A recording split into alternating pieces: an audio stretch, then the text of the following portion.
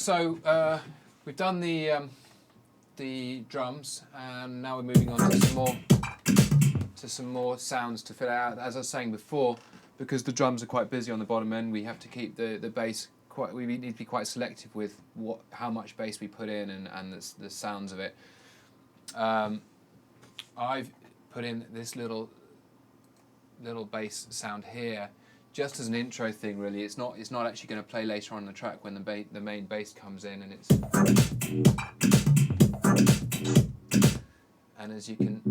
just kind of doing that. And as you can see, I've drawn volume fades in and out just to sort of make it pulse with the rhythm, using the ESP, which is a great little synth. And the reason it's good is because it's so simple. I mean, a lot of plugins are so busy that you end up losing hours just playing around with settings, whereas this you can push a few bits up and down and you've got a nice fat bass. Again, I've put a spreader across that to make it sort of cover, because it's going to be covering quite a lot of space, and it's only really going to be playing when pretty much it's just the drums and the intro. So I could afford to make this one quite kind of take up quite a lot of room. So that goes like.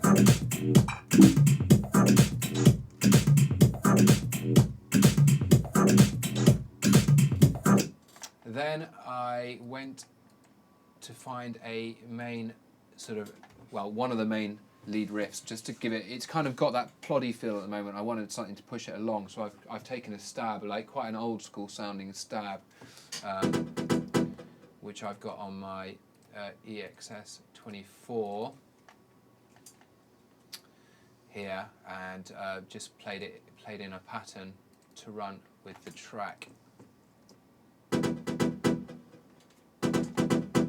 Again, I've brightened it up. I put a bit of character across it. When in doubt, put the character on it, and it gives it a bit more punch. I've rolled off a tiny bit of bottom end because it's unnecessary. One thing that I have learned over the years I've been doing it is, always check with all the sounds the bottom end, because you might not hear it, but there's probably bottom end going on that is totally unnecessary, and accumulatively it will sort of cluster up the track. So just roll it off. So this sits in the track.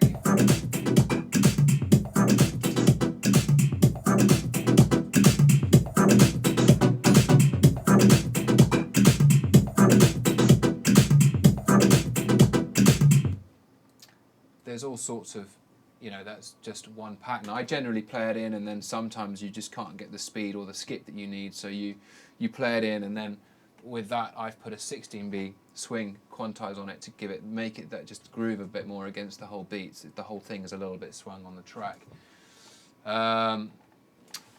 If I turn this around, one thing about Logic as well is when you're using plugins, and especially fairly kind of CPU intensive plugins, you need to play around with buffer sizes, and you also need to play around with compensation. I've got it on all at the moment because I was in mix mode last, but if I was going to go in and play something from a synth, but I know that there was going to be latency.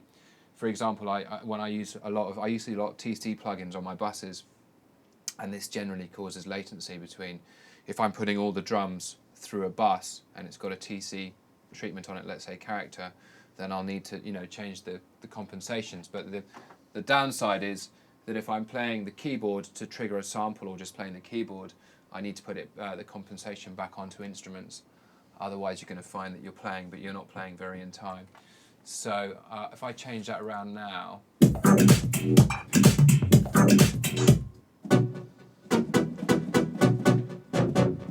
so we've got the stab up here, and number of rhythms you can do.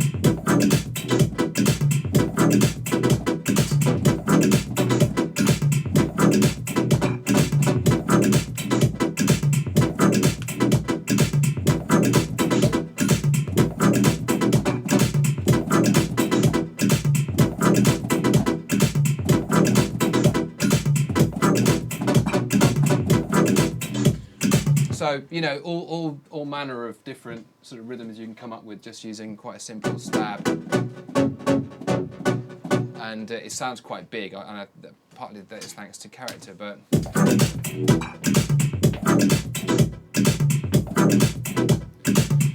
because of the busy drums that are going on, well, with the kind of the percussive bits, you can just sort of fit it in the slots in between what you've done already.